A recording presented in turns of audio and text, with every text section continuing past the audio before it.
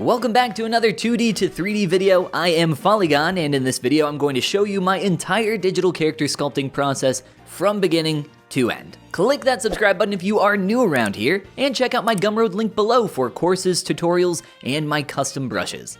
If you want to learn how I do everything in this video, check out the Appeal Academy. That is my online program where you can learn how to make appealing characters just like these here. And all of these videos are available right here on my YouTube channel.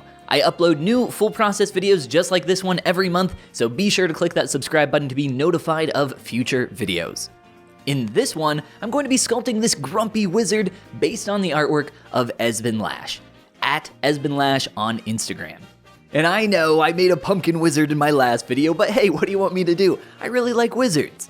I'll be turning this 2D concept into 3D using ZBrush, created here on my Cintiq tablet, that lets me digitally sculpt my characters starting from a simple sphere. I'm beginning this process by blocking out the main shapes of the head. I'm less concerned with accuracy at this stage and more concerned with just kind of getting something on my canvas. You can think of this like an early part of a 2D illustration in terms of a sketch. So this is just laying the groundwork for all of the hard work that I'm going to be doing later on.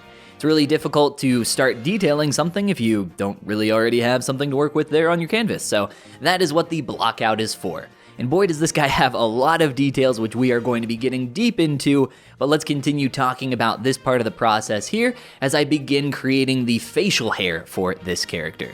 I'm inserting simple spheres onto the chin, the area of the upper lip, and as well as the eyebrows and sides of the cheek there, that I can start manipulating and pulling into the basic shape of his beard, mustache, and eyebrows, of course. These are all what I would consider placeholders. All of the primary forms here on the face in terms of these landmarks that I've already mentioned are very similar. Everything now is temporary, but I need something to compare it against so that I can begin refining it and getting it more accurate. I rarely get anything perfectly right on the first go. It takes a lot of, finagling, which is a very technical term, I assume. But now beginning to block out the area of the body, or round out maybe I should say, not very blocky here, but we're just using some simple spheres once again to create these basic shapes for the torso.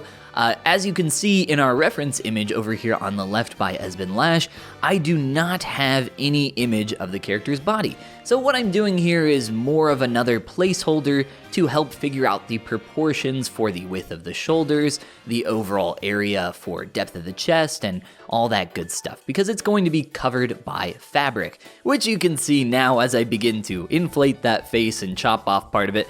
I am using that as a quick way to repurpose what I already have and start creating the very cool hood that is surrounding the face of this character. There are a lot of tricky things to figure out with this guy, with the overall proportions for his shoulder. He's got this weird piece that you saw me create there around the neck that is like this big chunky collar. I'm not sure exactly what you would call that, but I'll talk more about that here very soon.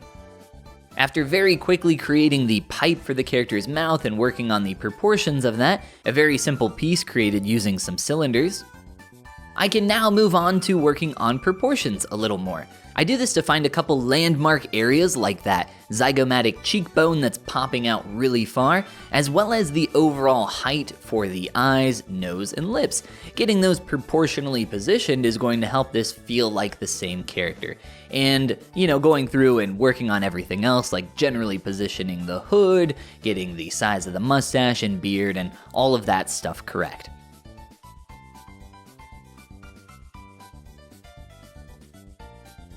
After getting all of that into a little bit of a better position, I move on to the face to start sculpting some of the secondary forms. We're not moving on to details yet, but we are beginning to add some more resolution and starting to add in some additional facial features here, like our eyes, our lips, and working on our nose and the surrounding area, trying to make everything feel interconnected and believable. So we're inserting things like teeth and a tongue into the mouth, as well as working on areas like these larger folds of skin.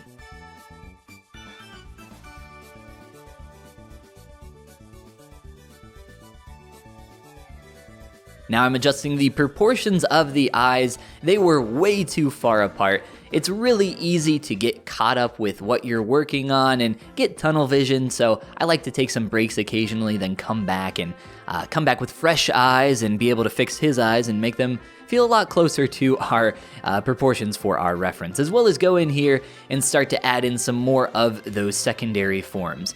What I'm doing here is starting with a rough pass here, just sculpting some texture onto the face, and then I'm going to use a feature called clay polish to begin getting some more organic features, clean up some of the rougher textured areas. But this is just a great way to kind of mess up your surface and begin heading it into a more detailed direction. But we'll be coming back and adding some details to that much later on. Let's continue forward working on the cloak and the general forms found there.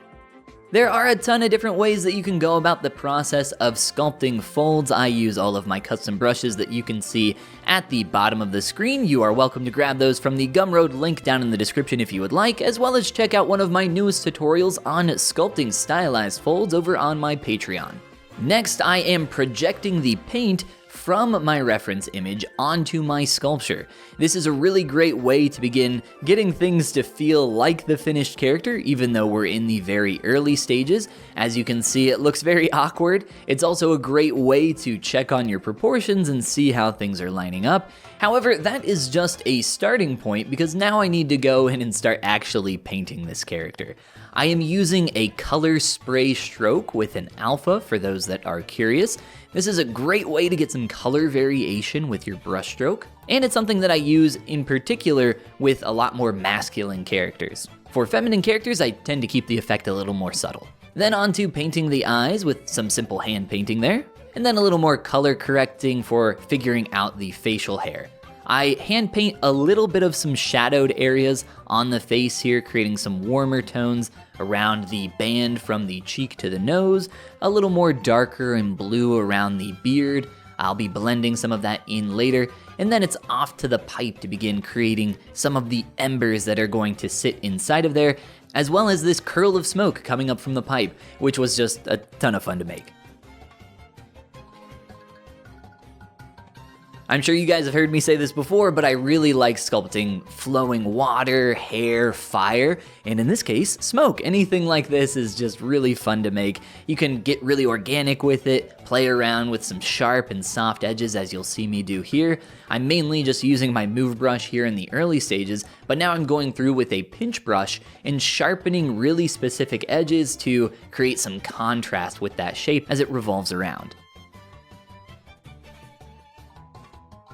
I'm duplicating a portion of the head to repurpose for the wraps that are going to exist on top of the head and cover up one of those eyes. So I actually didn't even need to sculpt that other eye, and you'll see that I only really detail out the other one because it's covered up. Don't need to work on anything that you're not gonna see too much, but repurpose your geometry as much as you can. I highly recommend it. It's a great way to save yourself some time, even if you're just duplicating your head and turning it into a quick piece of fabric. Of course, you could insert something on top of that, but a huge benefit of using this technique, it already fits the proportion of the head perfectly. You just need to inflate it a little. So it's kind of a no-brainer. Adding some secondary form to that area with a clay brush, my custom clay brush, and then moving on to the facial hair. And boy, is there a lot of it. Even just here on the eyebrow, you can see that I get pretty detailed in the early stages, creating a lot of these secondary shapes, flowing and interweaving together, trying to make that more visually interesting as well as accurate to our reference. Doing a little bit of extra cleanup there to the eye, and then we're gonna head down to this mustache and beard and start creating some of the secondary shapes there. Hand painting eyes is actually a lot of fun. You can get kind of messy with it, and from a distance it'll read pretty well. I'll add in a lot of these saturated reds around the area of the eyelids that are just on the border there. You can also use some lighter color for some cooler tones. There's a lot of different things that you can do with eyes. For the most part though, this character's eyes were pretty dark, so I tried to keep that in mind while only brightening the beautiful green iris that we have. Oh, and then of course, just for fun, I made the other eye maybe look like it was blind or had like glaucoma or something. Just a fun effect, even though it's covered up and it will really never be seen. Now back to the hair. There is so much that you can do when it comes to creating hair. It's really like sculpting flowing water, as I mentioned with the smoke. It's kind of a similar idea. I like to use just a singular base subtool here in the beginning. This is just one piece of geometry. And I'll very roughly sculpt on top of that, kind of blocking out the main shapes, very similar to what I did with the head of this character in the beginning. Then I will either duplicate portions like I'm doing now, or some combination of that, plus inserting tubes of geometry on top of, which you'll see here very soon. This is to begin adding some more visual interest and of course, create larger chunks of hair. You can have one big chunk, but if you only detail that one big chunk, you're not really creating a visually interesting silhouette, right? So you need to go in like I'm doing here and create a lot of these bigger secondary pieces. And there are many ways to go about this. As I mentioned, you can duplicate and insert some tubes, but I recommend playing around with a couple different techniques here. Maybe this gives you some ideas for your own characters that you can use to go in and start detailing some of that information. And it really doesn't take a lot. As you can see here, I haven't inserted all that many pieces of secondary like little hairs. You don't want to do a ton of little pieces. It starts to look like a mess of spaghetti really quick. Trust me, this is something that I still kind of mess with on occasion and get a little too carried away with details. So less with hair, or sculpted hair in this case, tends to be more.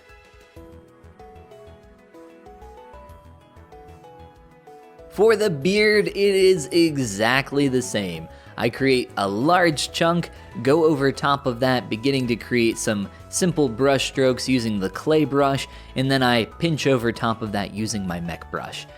Just trying to get some larger forms figured out here while I use my reference on another monitor. For the beard, I decide to go back and create a larger chunk as I begin working to figure out the larger proportion here. Then I go back over top, start adding some secondary forms with some simple brush strokes, and as you'll see here, I start adding in those tubes of geometry, beginning to figure out how all of this is going to flow together. Hair can get really complicated really fast, and as I mentioned, it's often better to focus on the bigger shapes and not get too carried away, at least with the details. After making some quick adjustments to the position of the teeth, pipe, and tongue to make that feel a little more believable, like it's, actually interacting there and not just floating in 3D space, I go back to the beard and use a really interesting technique. I duplicate the whole larger chunk of the beard and interweave this with its duplicated form.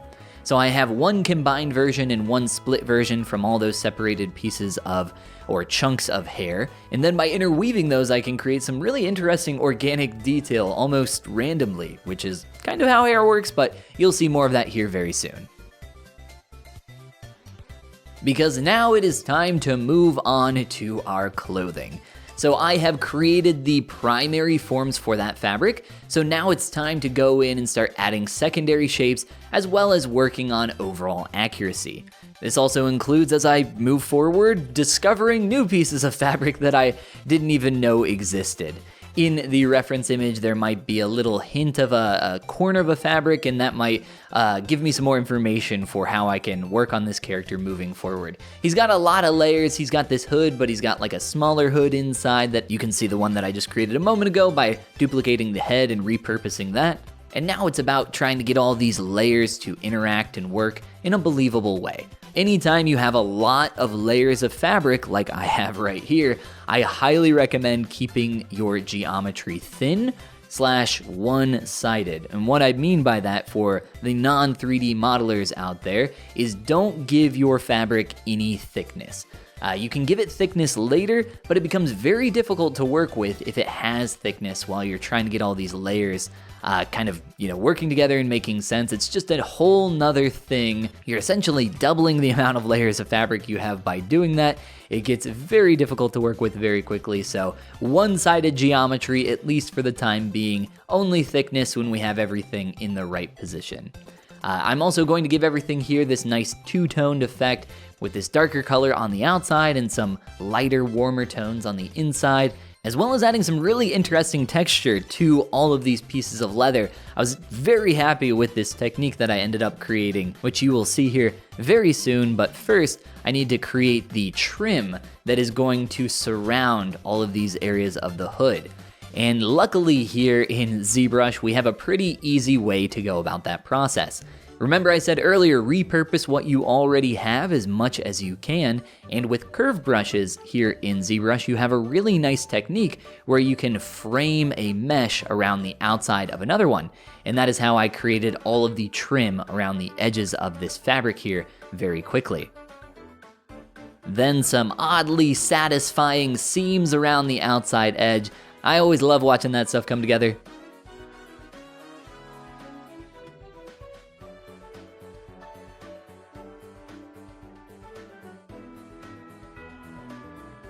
And now I begin creating that texture that I was telling you about.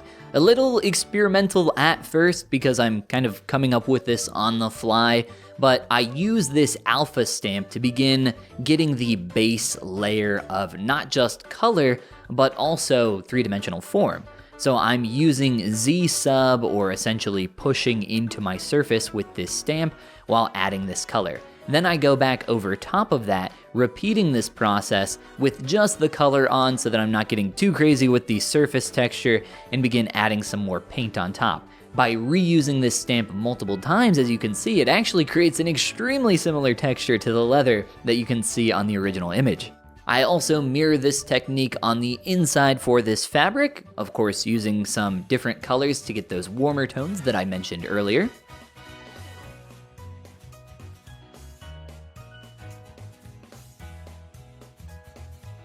And then it's finally time to begin working on this thing, which I can only call a collar, this big chunky shape wrapping around the neck.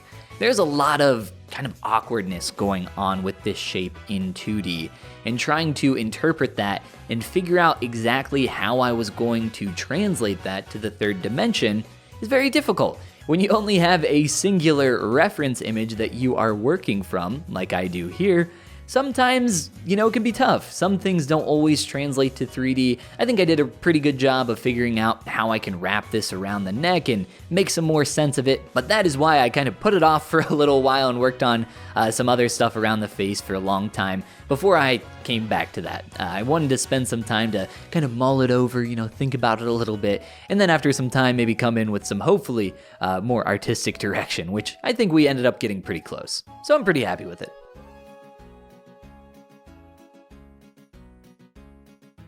Now we can get into some of the details here as I begin creating a lot of the trim and different areas that are going to exist on this large collar piece. There are a lot of different things going on, and because of that, I am overlaying my reference image as best as I can. Of course, when you're translating something to 3D, not everything is going to line up as perfectly as possible, but doing my best to get that to work here in the beginning stages to start figuring out what Esben might have had in mind for this shape and how the trim is going to wrap around here, and then going in without the reference and trying to, take that to the next level, make it believable in 3D. A lot of the time, stuff in 2D or a 2D image kind of cheats perspective or just simply can't exist or work in a three-dimensional space. This collar was kind of bordering on that, but with some time, some effort, we ended up getting to a pretty good spot, I think. Next up, creating the stitches or little lashings, stitches, lashing. I don't know what you'd call them. Anyway, the little pieces of rope that are holding this area of the robe together. I really liked how the hood was split in the front section, which is why I kind of carried that all the way to the back. It's kind of falling apart, or maybe it was designed this way. Either way, very cool shape. So, creating these pieces that are adding some believability to hold these areas of fabric together. I love doing this kind of stuff. I love creating areas of believability with my sculpts, which is why later on you'll see me go in and start to push in the area of the fabric around these ropes to make that interaction even more believable. Once again, of course, aligning some of those with the reference image, but some of that starts to fall apart and not work in 3D. So going back in, spending a lot of time to make those more believable. There's honestly just so much here in terms of little tiny details like these that took a really huge amount of time that I don't have the time here in the video to show every single part of the process, just because there was so much with this character, so much in terms of details. But I at least wanted to hit everything, in general a little bit here. But of course, if you have any questions, feel free to comment below and I'd be happy to give a little more information. And then it's down to the robe for finally creating these different layers of fabric here. So many layers with this character, right? We got this larger chunk of the robe, then we have these kind of shoulder pad pieces, and then we have this front area creating this, lower section of the collar, creating these folds that are flapping out in the front.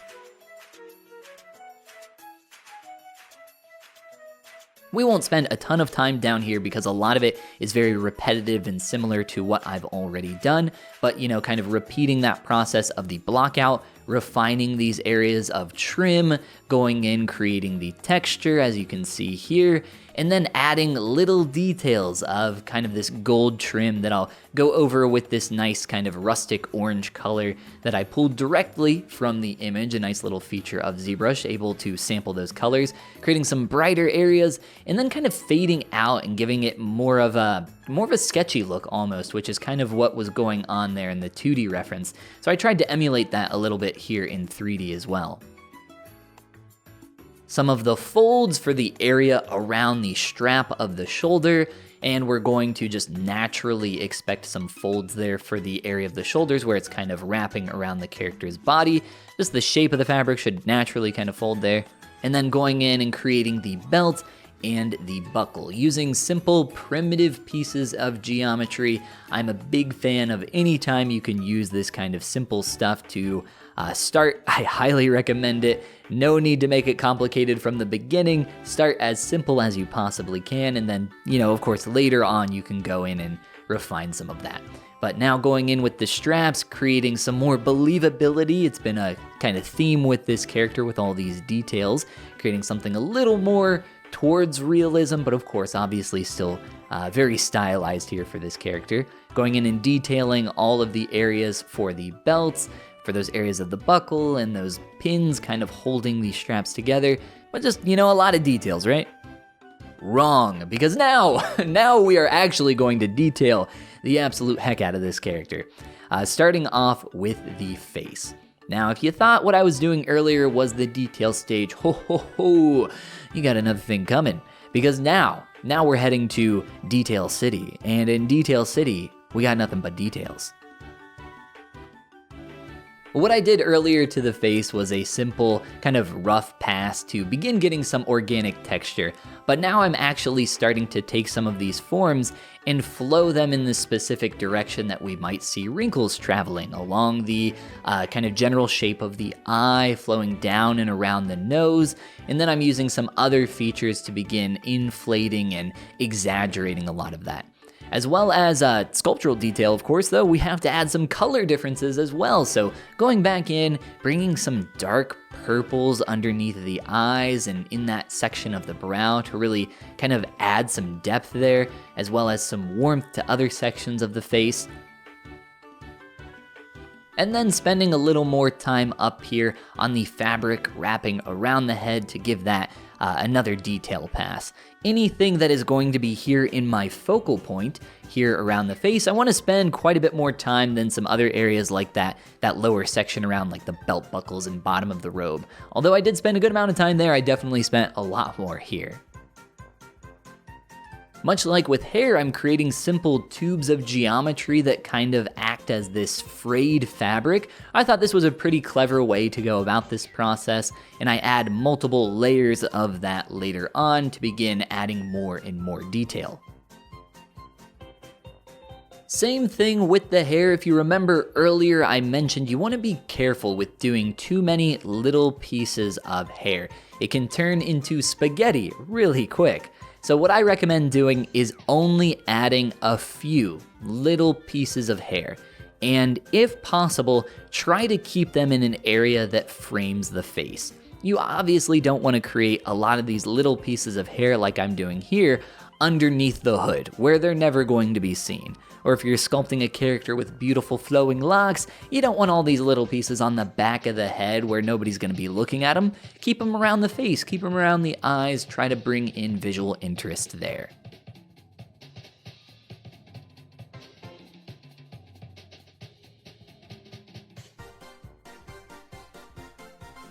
And then some details, trying to leave no stone left unturned. Talking about surface noise and texture, as well as just cleaning up and combining things. There's a lot to do here at this part of the process. And it's the part of the process where I felt like I could have called the character done at this point, but there was always something else that I wanted to come back to and work on even more. So I just kept finding more and more little things that I thought would be fun to add on in terms of detail. So as you can see, I'm going through now and adding these little frayed areas to the trim around the cloak. I'll do a lot more here to start detailing that. This is a technique that I created a few characters back, maybe a little more than that. I've lost all sense of time in the past couple of years. But using the snake hook brush with an alpha to pull out and create this frayed effect. It's a really fun technique, would highly recommend trying it out. It works great to create some tattered cloth like I'm doing here.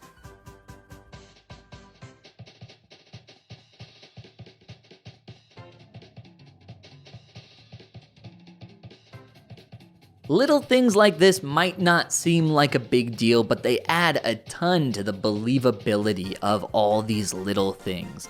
I'm currently painting on these ropes to create some hand-painted light and shadows, being pretty subtle with the effect to make sure that it's not, going to overplay the lighting that I create when I render the character later. But this is just another thing that is going to add to the believability of all these little pieces. That, plus me creating these little holes for these ropes to fit into, are going to make all of this feel like it's interacting in an extremely believable way. I created a custom surface noise here, playing around with a lot of different settings to create this kind of sharp textured effect that feels like a dimpled leather. It took a lot of playing around with. I think it was a combination of erosion, basic noise, and maybe one other noise. I can't remember off the top of my head, but a lot of fiddling to get to something that helped to add just that nice extra third layer on top of some fine detail. When you get to a point like this, it can be hard to know when to say something is finished. For me, what that looks like is taking breaks often. Stepping away from your computer or your tablet and taking a moment to rest your eyes, come back with fresh perspective, and see if there's anything that really sticks out.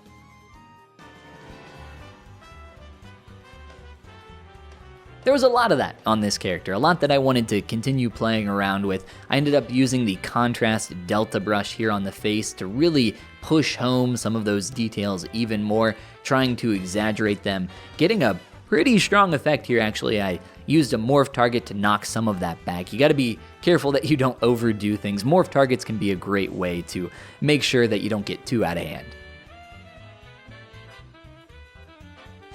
Normally, I do not detail my characters this much. I am not someone that is known for creating a lot of crazy detail. And that is because I don't actually see a ton of value in it. For the most part, everything for your character is seen on a first and maybe second read.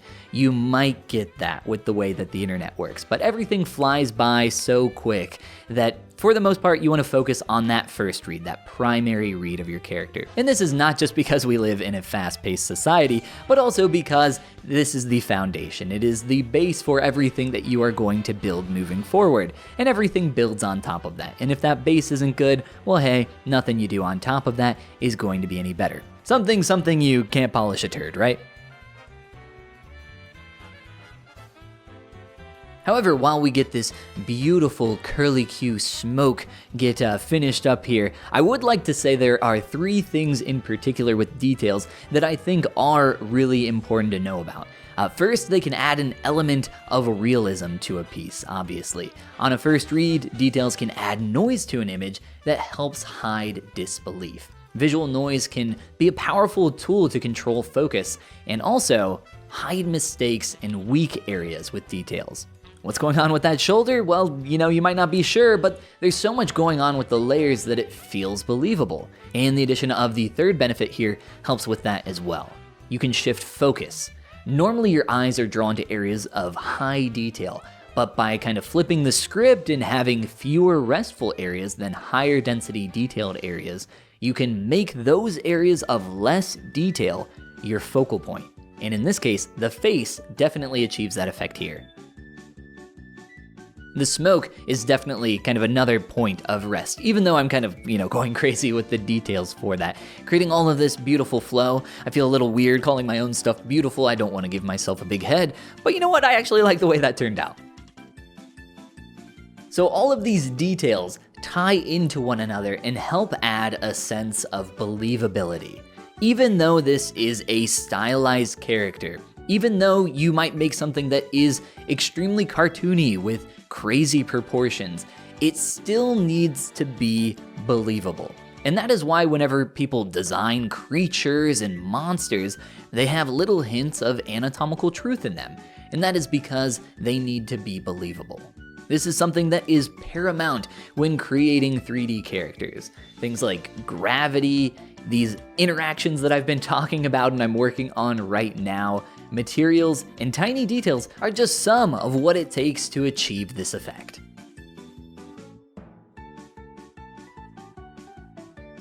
Well, hey, I think that is enough of all these tiny details. There's actually a lot more. I believe this character took around 20 to 25 hours in total, but so much of that was these tiny little details here at the end. Just lots of little finishing and refinishing and going back and adding more information. It's a lot, and that's honestly one of the big reasons why I typically don't do a ton of detail. It can be very time consuming, and a lot of the time, none of it's really seen. But either way, it is now time for the part that so many skip to.